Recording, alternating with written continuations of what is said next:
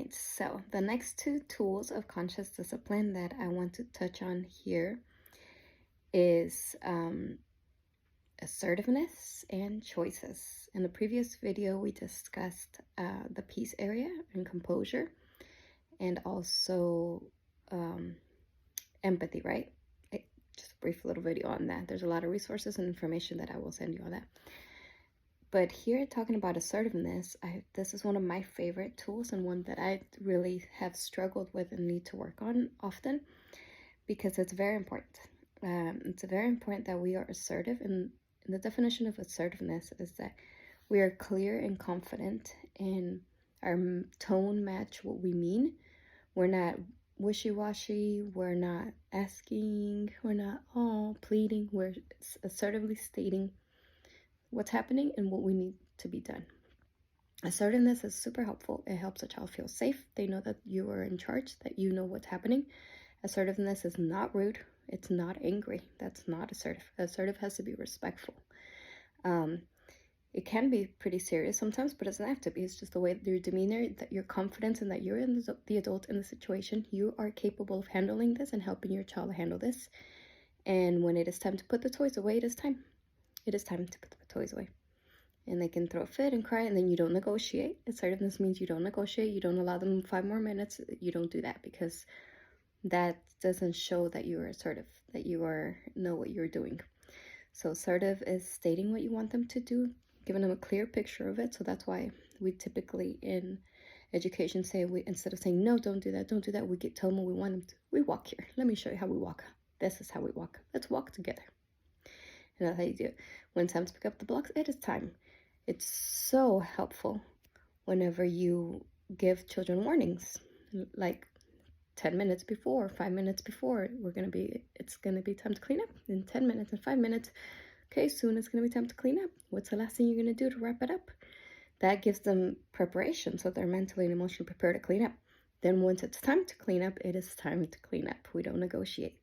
We don't argue. I know they're brilliant. They're great at arguing. Those skills come in handy later if they become lawyers or whatever they are. But when you have set a boundary and you must follow through, and this is not the time to argue with an adult. It is time to pick them up. No, I don't want to. I understand. You can go back to empathy. If they're really upset, you can go to composure. Let's go sit in the composure area. When you're ready, we're going to clean up. But that's just what's happening. I don't need to be upset or angry. I don't need to lecture. I don't need to give reasons. That's what's happening. They do need to go compose themselves. That's fine. That delays it, but they can't go do something else. And that's one way that I usually express my assertiveness, is saying, oh, I understand. Well, like things like simply like washing your hands, or sometimes I don't want to use the restroom before going outside. I'm like, well, you can sit here on the bench until you are ready, but can't go outside until you use the restroom and wash your hands. And they'll sit there for a second, like, okay, I'm gonna go.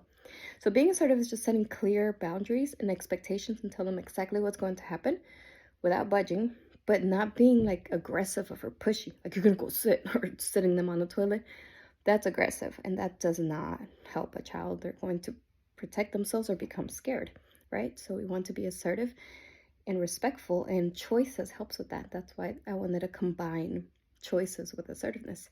So you're assertive, and then sometimes if you get a lot of pushback, and with a child that has difficulty with that, sometimes what happens with children that we see as defiant is that they feel out of control. They feel like they have no control in their lives. So giving them 2 simple choices helps. They don't get to make the choices. Usually you make them. Do you want help? I can help you. Do you want to do it together? Do you want to put away the blue blocks or the red blocks? Do you need a moment to breathe and then do this? Do you want me to hug you for a minute? These are ways to show empathy, but giving them 2 choices. Do you want to sit on the big potty or the little potty? This allows them also to shift from that anger and that resistance to like, oh, now I have a choice to think about. So it's a great strategy for that. And that's the way that we typically use choices. I personally recommend using choices in these situations mostly. And also, like we do in Montessori, children should be allowed to move and choose their activity and work with what they want to work with as long as they'd like. But we don't have to give them choices about everything all the time, because then that becomes overused, and then the magic of it wears out. And then you have a child that is used to making way too many choices, and that can also not be helpful.